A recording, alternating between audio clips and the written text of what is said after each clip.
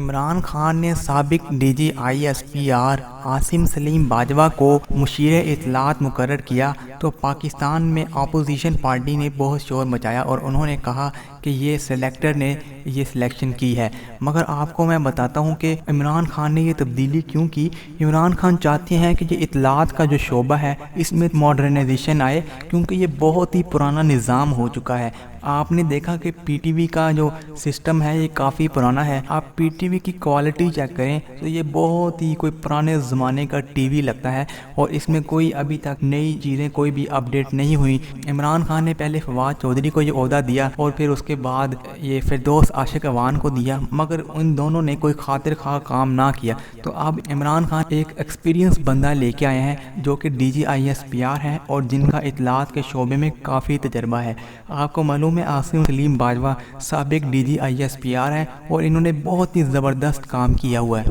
سہیل وڑائچ جو کہ سینئر صحافی ہیں، انہوں نے سلیم باجوہ سے پوچھا کہ کیا آپ کا سیاست میں آنے کا تو ارادہ تو نہیں ہے؟ تو عاصم سلیم باجوہ نے کہا کہ میرا سیاست میں آنے کا کوئی ارادہ نہیں ہے۔ اور پھر سہیل وڑائچ اپنے کالم میں لکھتے ہیں کہ عاصم سلیم باجوہ نے جب ان کو یہ آفر ہوئی تو انہوں نے یہ عہدہ قبول کیا اور بغیر کسی تنخواہ کے اور کوئی بھی سہولت انہوں نے کوئی بھی مراعات اس عہدے کی انہوں نے حاصل نہیں کی، اور یہ صرف انہوں نے پاکستان میں خدمت کے لیے اور اس عہدے کو صرف اس لیے حاصل کیا ہے تاکہ وہ وزارت اطلاعات کو بہتر کر سکیں اور اپنے ایکسپیرینس کو کام میں لا سکیں اور اس شعبے کو جو ہے وہ بہترین سے بہترین کر سکیں۔ اور اب عمران خان کی ٹیم میں ایک بہترین بندے کا اضافہ ہو چکا ہے، عاصم سلیم باجوہ۔ اور پھر یہ کتنی زبردست بات ہے کہ انہوں نے بغیر تنخواہ کے اور مراعات کے یہ عہدہ لیا ہے اور ان کو پیشکش کی گئی تھی کہ آپ کے عہدے کو ہم وزارت کے برابر کر دیتے ہیں، مگر انہوں نے کہا کہ میں نے اس عہدے کو وزارت کے برابر نہیں کرنے دیا اور بلکہ صرف اس کو مشیر کے تک رہنے دیا ہے، اور آپ صرف اطلاعات کے مشیر ہیں اور صرف وہ مشورے دیں گے اور ان کے قیمتی مشورے جو سے ہیں